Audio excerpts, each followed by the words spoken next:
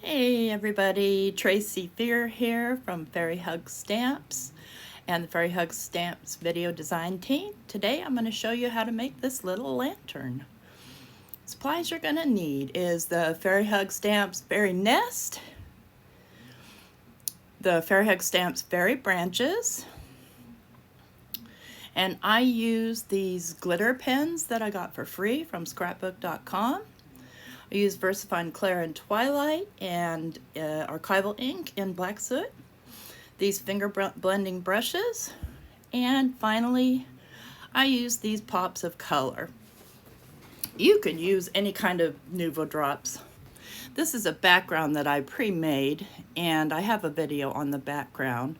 And what I'm going to do is get out my stamps and decide where to position them. And I like to use the little acetate piece to kind of visualize what my stamp is going to look like for placement. So I will be using my Misty stamping platform, because this is watercolor paper and it's going to take several goes to get a nice full thick black stamp. And this is why I like the Black Soot Archival, is because it is a really nice kind of a warm black versus the cooler black of the VersaFine. So I position that, and then I just lay that piece of acetate aside, and I like to tape my stuff down because really the magnets just get in my way. So I'm just gonna douse this really well with this Black Soot Archival ink, and you'll see it's gonna take me, I think, about 3 goes. I'm going to just kind of push that around with my little pressure tool that I made that's full of candy. And yeah, it's emergency candy. And see, my picture doesn't move on me as much if I tape it down, versus if I put a magnet on there, I can't really tell if it moved or not. And I can't tell you how many times I've double stamped thinking I was in the right place, but I certainly wasn't. We're going to give that one another push and just make sure it's pushed down really well. With a large stamp, yeah, there's a lot of area to cover, so and watercolor paper is pretty stubborn too. Even though I use the smooth side, it's still kind of stubborn. So I'm just going to make sure that ink gets nice and soaked in, check it, and it's good, but one more go makes it black enough for me, because I want it to be completely and utterly black. So we'll give that one more go, let it sit, push it through. And I really like my stamping platform, this Misty one, for stamping these kinds of stamps, the photopolymer. And I'm going to get my stamp chamois out, because I know I'm going to want to clean my stamp. Now, the archival ink does stain your stamps. It doesn't hurt them at all, but it will stain them. So, just keep that in mind. If you don't want your stamps stained, don't use archival ink or StazOn or something like that. And next thing I'm going to do is I'm going to grab these fairy branches, and I picked up the big one, but I just couldn't make it fit the way I wanted, the way I envisioned seeing it. So I'm going to grab the smaller one and just kind of lay it on there until I like how it looks. And that one will also take a couple of goes. So this is my first video for Fairy Hugs, and I'm excited to be on the team. And I look forward to hearing and seeing your comments in the comment section below. So we're going to go ahead and just give that a push.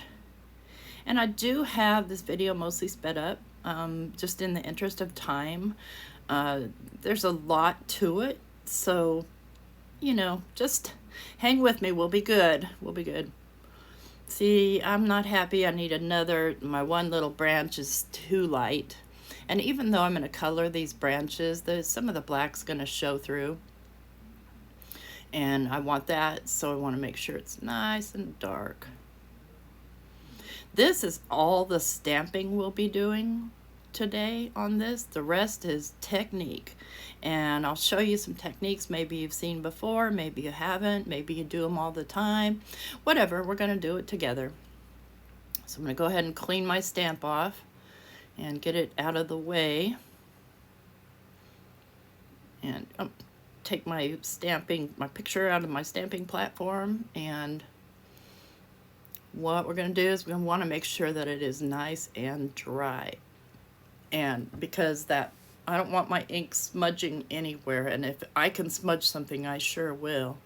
And if you're wondering what's in the background there, that is actually a pastry mat, and it's silicone, and it's my favorite thing to work on. It's super easy to clean, and it grips really nicely. And what I'm doing here is I'm just kind of straightening out the paper because it did curl on me a bit while I was drying it. So next thing I'm going to do is I'm going to get out my pops of color, and I'm going to be coloring in the leaves at the top of the little house. And I've got this stylus tool that I got from the dollar store, I think. And I'm going to be using that tool a lot here. And because when these little bottles, when you're pouring them out, you can't, well, maybe you can, but I cannot get anything precise on these things. I can barely even get a round dot, but you'll see how I use the tool to kind of shape these, I don't even know what you call this. It's like a texture paste thing, like Nuvo Drops, or I don't know who else makes them, Glossy Accents or something like that. So what I'm going to take and do is I'm going to take that small end of that stylus, and I'm going to carve in the middles of the leaves there to give it that height and texture that I'm looking for. Like a nice shiny fairy branch tree leaf house. That's a lot.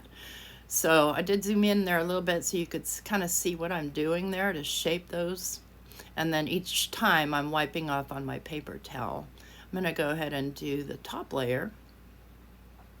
And the top layer is done exactly the same as the bottom layer, but I like to do it just a wee bit thicker because I'm going to be pulling those branches down just a bit so that they look like they're standing on top. And so I did get a little thick right there, and that's no problem. You can just go through and, you know, wipe some off with your little stylus tool. Yeah, see, there we go. All right, we're done with the branches part. Now I'm going to be doing the leaves as well and the tree. And I'm basically doing the exact same thing and just coloring them in, following the lines. I'm not going to do the teeny tiny lines because I can't get it that teeny tiny. But just kind of filling in the bigger parts. And my hands are shaky. They're always shaky. They've been like that since I had a car accident. So you have to bear with my unsteadiness. This is such a pretty stamp. I love this stamp. It's so versatile. It's a great filler, and a lot of these stamps, I think they're just perfect all on their own without any kind of anything, just alone. You could do that just as a black silhouette on a white card, put a little sentiment. You've got a beautiful card good to go. So now I'm going to take my little stylus tool again, being very careful not to smudge my house rooftop, and go ahead and sculpt out these leaves. And it's, you know, doesn't take a lot of skill to do this, just patience. So I have to say, if you watch my videos, I am a patient person, and you really, some of the things I do, you need to be patient. So now we're going to do some coloring on the house, and I'm going to choose this kind of yellow gold color. And what I do is I pour some out onto my little mat there, and again, it's silicone, so it cleans off really easily. And I'm going to use the tiny tip of that little stylus tool to fill in these dots. And it really works out well. You can get really small. You just have to kind of be careful. And when I'm doing the tinier ones, I can make it spread a little more so I don't have to keep dipping as much. But I really like the idea of doing this, and the tool for $1 you just can't beat. And what do we call this? It's not a stylus. It's, you know, something you use to make, it's a scoring tool. Yeah, that's what it is, a scoring tool. I'm going to go ahead and just fill in the little dots here along the bottom as well with this gold kind of color. The idea is to make it seem like it's lit, you know, lit up from the inside kind of. And I'll go ahead and do the little baubles on the top gold as well.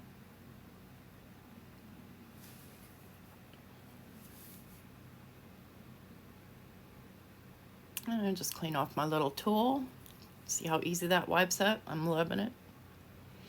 Now I need to do the little flowers, and I think I'm going to do those in a purple. And the same thing, I'm just going to use that little tool to dot that on. You could use a toothpick, or, you know, even the end of a pen that doesn't work anymore, so make sure it doesn't work anymore. Anything that has a small little tip that you can dip into the paste.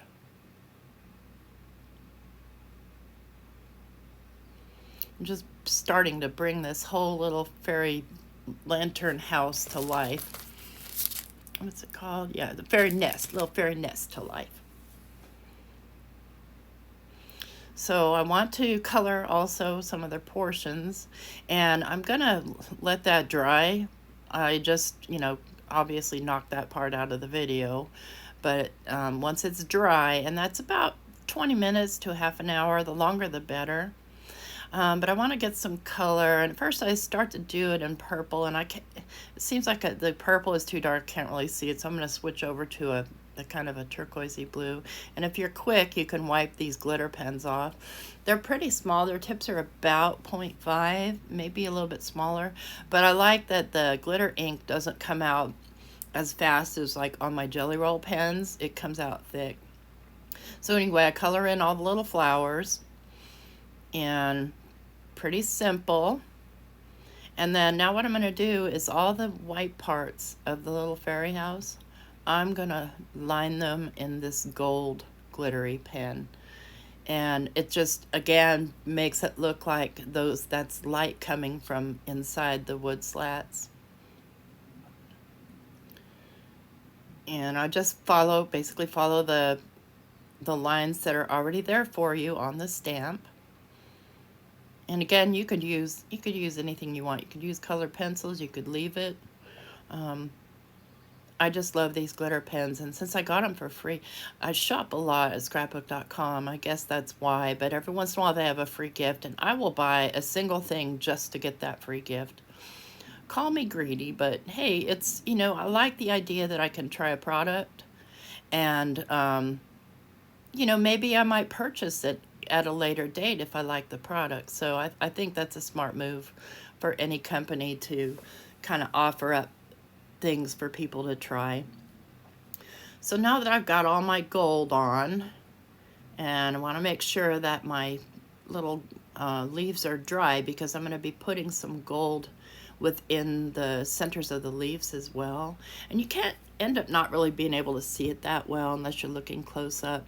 And two, I don't know, but camera doesn't really pick up glitter very well. It kind of just looks like slop when you take a still photo of it, but looking at it with your eyes, it looks good. And what I'm going to do is this little rope, I'm just going to line the rope with some gold. And then, yeah, I want to do the leaves with the gold as well. And I am doing a voiceover recording because it's really, really hot here. And I know how annoying it sounds to have an air conditioner blowing. So it's about 5 in the morning right now. So it's not so hot. I can have my air off and my door shut and be able to do this voiceover without a bunch of background noise. So most of my videos you will see me do, at least this summer, with a voiceover, just simply because I live in Alabama and it's really hot here. So what I'm doing is I am outlining the little raised areas I did, again with this gold pen, just to kind of bring them brighten them up a bit. And what I'll be showing you next is how to create some shadows, making something appear as if it's three-dimensional. Just to kind of, go along with the 3D types of leaves and painting that I've done here. So I'm going to be using the VersaFine Clair, and I end up using the Twilight. And I'm going to be using a little makeup brush. And I got these brushes on Amazon. It was a set of 10 for like $5, but they are awesome for tiny work, and they clean off really easily. And so what I do is I take a little on the brush, and then I just kind of push lightly into my black edge there. And what it does is it does create that kind of a shadow effect. And I'm just going to go around the whole little house, and it'll make it look kind of like you had cut it out and then glued it back on, but you didn't. You just shaded it. And you want to, be careful with your colors. If you're first starting out and you're nervous about it, find a really light gray. It's super forgiving, and the VersaFine Fog or Morning Mist, Morning Mist gray, works out really well, makes a very nice light shadow, until you build the confidence to go in bold with a dark color. I do, again, a lot of this type of shading on when I'm trying to highlight or put the focus on a particular portion of my card. And this, by the way, is 4 1/4 or 4 inches by 5 1/4. It's going to go on a 5 1/2 by 4 1/4 card base with a little bit of a border. So just get that background on there, and I'm going to just do a little bit here and there on the leafy tree area, just to kind of, again, bring that out some. And just wipe off my little silicone mat, and now I'm going to go in with a silver pen and just kind of do a little bit more lining around that little wheel. I'm not going to do the inside of the wheel because I know I'll mess it up. And then I'm going to just do the top ring of the fairy, I can't say the name, the fairy nest from which it's hanging. And then I go around the whole outside again with the gold pen, just to kind of, again, bring it back out up against that dark, twilight colored shadow that I did.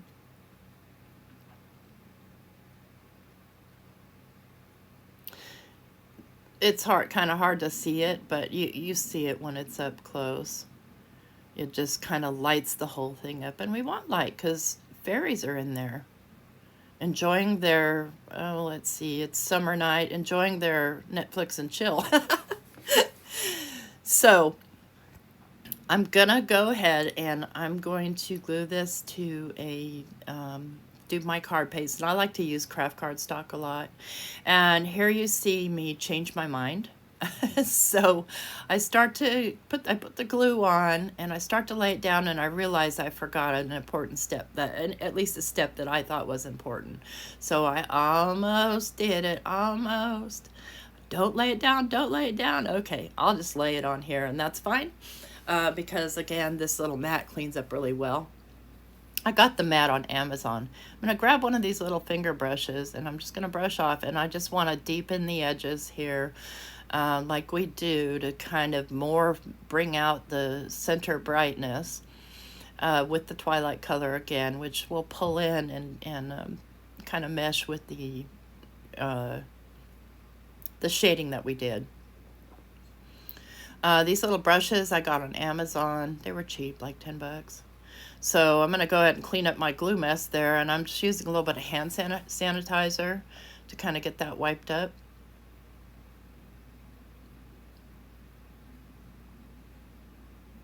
Yeah, I know. I'm so glad I found these things. I got that, I think I said already, I got that on Amazon as well for about $10. Okay, now we're going to glue it to the card base. Yes, much better, much better. And I'm just going to kind of lay that on there and give it a little bit of a push. Now that we have dimension on there, laying something flat on there isn't going to be really helpful. So I'm just going to take a paper towel and I'm going to put pressure. And as I'm putting pressure, wipe off any excess glue. And for the most part, this is the first card that I did, and I showed that on the Fairy Hugs site as my design team picture. I want to add some sort of embellishment. Now, I pour these out on a piece of paper or a paper towel or something, and the reason why is because one thing about that silicone mat is very hard to pick things up from. You can pick them up individually, but trying to get a handful of things, your fingers kind of get stuck. So I'm just going to pick through here and pick this key here to add kind of a, one more element to the card. And what I'm going to need is I'm going to need a little bit of twine. It can't just be hanging in midair. And so I'm going to take this piece of twine, and that's another dollar store find, and I'm going to go ahead and put both edges through, and I'm going to make a half hitch knot, which if anybody macrames, you know what that is. Otherwise, I don't know any other name of that knot.